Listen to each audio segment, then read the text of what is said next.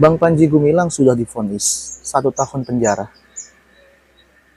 Adapun langkah hukum selanjutnya kita serahkan kepada kuasa hukum dan kita senantiasa mendoakan kebaikan dan kemudahan untuk Syekh Panji Gumilang. Nah, teman-teman semua, saya mohon maaf sudah beberapa lama tidak membuat video dikarenakan saya sedang mengarang buku, sedang membuat buku yang dimana mengupas pemikiran tentang Buya Hamka. Buku ini menjelaskan perihal Islam itu sendiri dan juga menjelaskan bangkitnya Islam serta kehancurannya, siapa dalang utamanya di balik hancurnya Islam atau kejatuhannya lah. Kalau hancur kan seakan ini banget. Nah, terus saksikan di Celoteh Bung Udin. Ayo kita mulai. Ya, teman-teman semua, kembali lagi di Celoteh Bung Udin. Pada hari ini kita mendoakan untuk Syekh Panji Gumilang semoga diberikan kesehatan oleh Tuhan dan kesehatan yang paripurna agar senantiasa tetap kuat menjalani daripada cobaan yang telah Tuhan berikan. Syekh Panji Gumilang divonis 1 tahun oleh majelis hakim. Adapun selanjutnya kita masih menunggu daripada keputusan kuasa hukum dan juga Syekh Panji Gumilang. Perihal Syekh Panji Gumilang yang dipenjara bukan berarti pemikiran buah karyanya harus dibinasakan. Sudah cukup teman-teman. Dengan Syekh Panji Gumilang di penjara ini, sudah berapa banyak orang-orang menghinakan Syekh Panji Gumilang, bahkan nama baik Syekh Panji Gumilang dijatuhkan oleh mereka, pihak yang tidak bertanggung jawab itu. Kalau kita berdiam diri dan hanya menunggu Syekh bebas, apa kita rela melihat Syekh Panji Gumilang begitukan sedemikian rupa? Seakan-akan orang gak ada baiknya sama sekali, yang dilihat hanya keburukannya. Kan begitu. Padahal pemikiran Syekh itu sangat bagus. Terlebih juga kepada alumni-alumni Al-Zaitun. Jika kalian memang santri, marilah kita bedah pemikiran Syekh Panji Gumilang. Ya. Sekalipun badannya terkubur, badannya tak dipenjarakan, tapi pemikiran, buah pikiran dan pemikiran Syekh Panji Gumilang wajib dihidupkan, gak boleh mati. Sudah berapa banyak dalam kisah sejarah masa lalu ulama-ulama yang bersih hatinya, yang tegas dengan kebenaran dan benci dengan kezoliman dipenjarakan. Tapi kenapa mazhab-mazhab mereka atau pemikiran mereka masih bisa hidup? Ya karena murid-muridnya ini ya senantiasa menggali pemikiran daripada gurunya beliau. Sehingga terjadilah revolusi-revolusi sosial dan revolusi agama. Kan begitu. Sekalipun saat ini Syekh Panji Gumilang atau Bang Panji Gumilang dipenjarakan, jangan berhenti kita menyuarakan minimal pemikiran Syekh Panji Gumilang. Ya memang begini perjuangan, nggak ada yang enak. Kan begitu. Nah, beberapa hari yang lalu, saya sempat melihat konten dari TikTok yang dimana Syekh Panji Gumilang berceramah.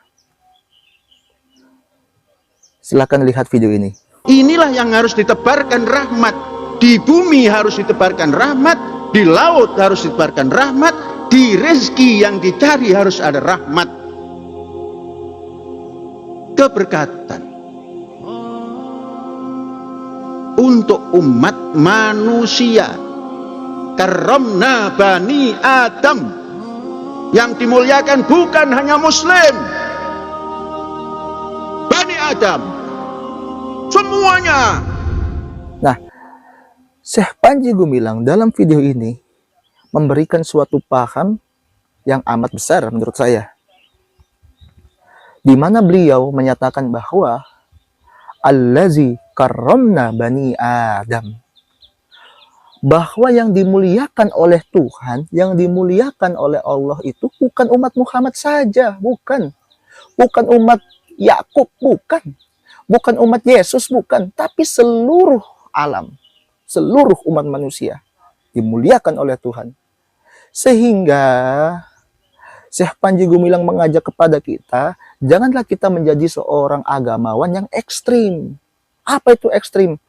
karena kita menerima dogma atau ajaran dari guru kita bahwa kalau engkau Islam, betapapun jahatmu, walaupun engkau mencuri, berzina dan sebagainya, tapi engkau Islam, engkau masuk surga.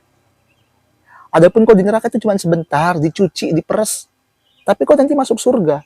Sedangkan kalau ada orang di luar Islam, sebaik apapun, ibadahnya sebanyak apapun, dia tetap dermaga akhirnya itu neraka. Ini paham yang paling banyak di masyarakat. Bahkan saya juga menerima paham itu waktu dulu. Sehingga saya menyatakan, oh tenang aja, gue Islam. Minimal, gue kalaupun masuk neraka dapat syafaat dari Rasulullah. Dengan modal apa? Solawatan, bahasanya kan begitu. Sekalipun kita bajingan, pencuri, pezina, tapi kalau kita solawatan terus, yakinlah Rasulullah datang menyelamatkan kita. Masya Allah.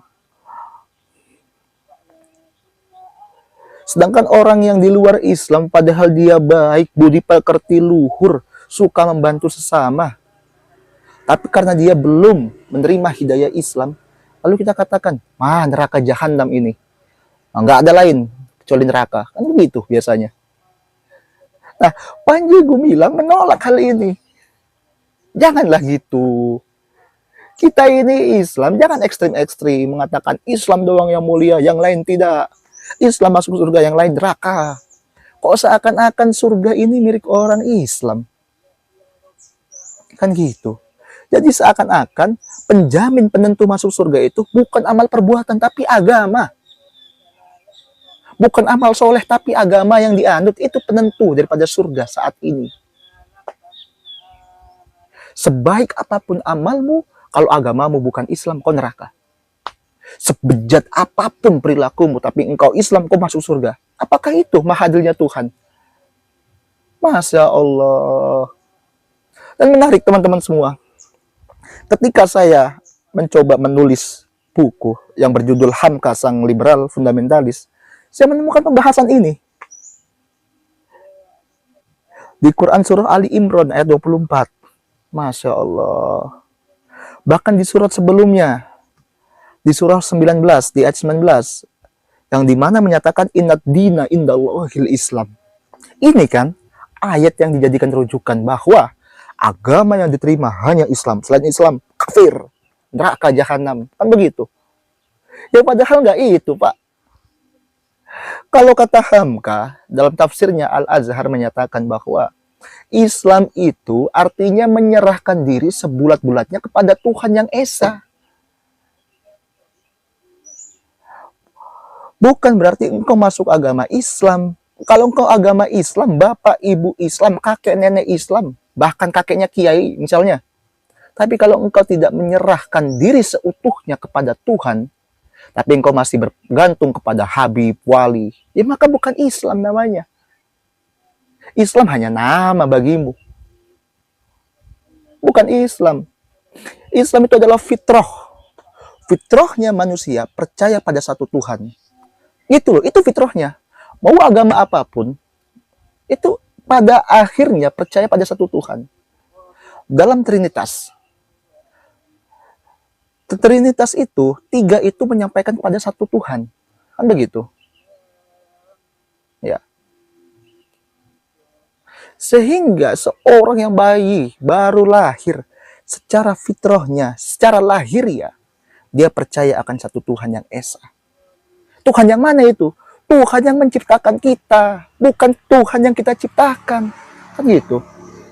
Kan sekarang banyak ini, bermacam-macam Tuhan. Oh, kalau Islam Tuhannya ini, kalau Yahudi ini Tuhannya, Hindu ini, Buddha ini. Itu apa? Padahal Tuhan yang sejati adalah Tuhan yang menciptakan kita. Gitu loh. Tapi ini umat ya, sudah menjadi sebagai suatu bejana yang diperebutkan oleh penjahat-penjahat agama.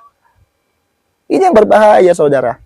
Bahkan kalau kata Hamka ini lebih tegas daripada Bang Panji Gumilang atau Syekh Panji.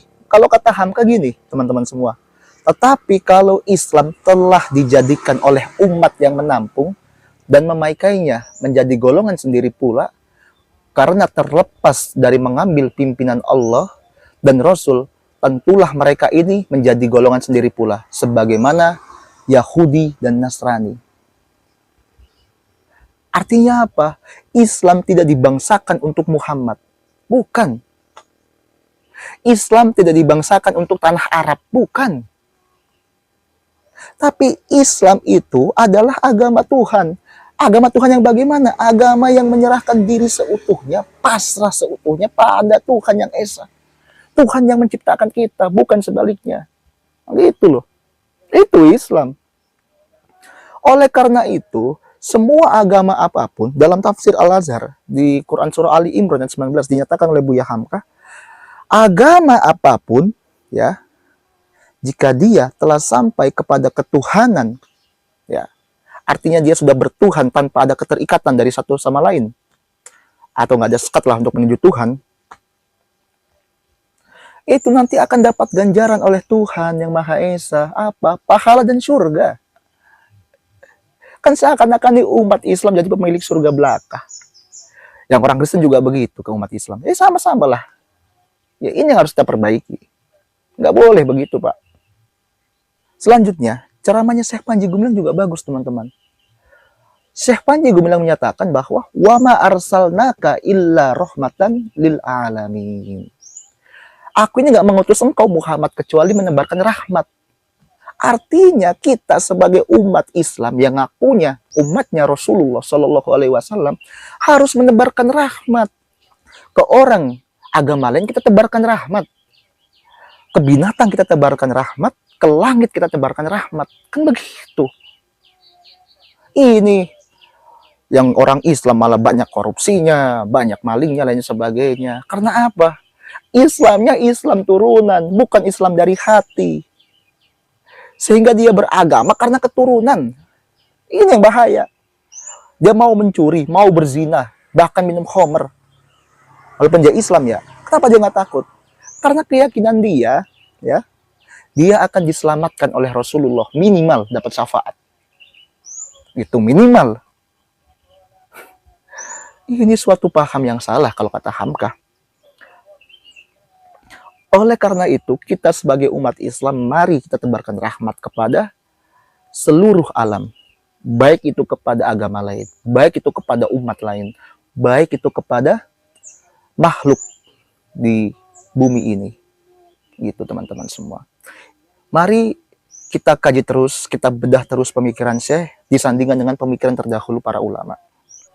Bahwa pemikiran Syekh ini sudah selaras dan harus dikembangkan lebih lanjut. Jangan sampai berhenti kepada Syekh Panji Gumilang. Kita sebagai anak muda, khususnya alumni Al-Zaitun, wajib terus berkembang. Wajib terus menggali pemikiran-pemikiran Syekh untuk apa? Menjadi umat Islam yang bermartabat, berjiwa tinggi, dan bertoleransi. Demikian pada kesempatan kali ini. Wallahu muwaffiq ila aqwamit thoriq, fastabiqul khairat. Wassalamualaikum warahmatullahi wabarakatuh.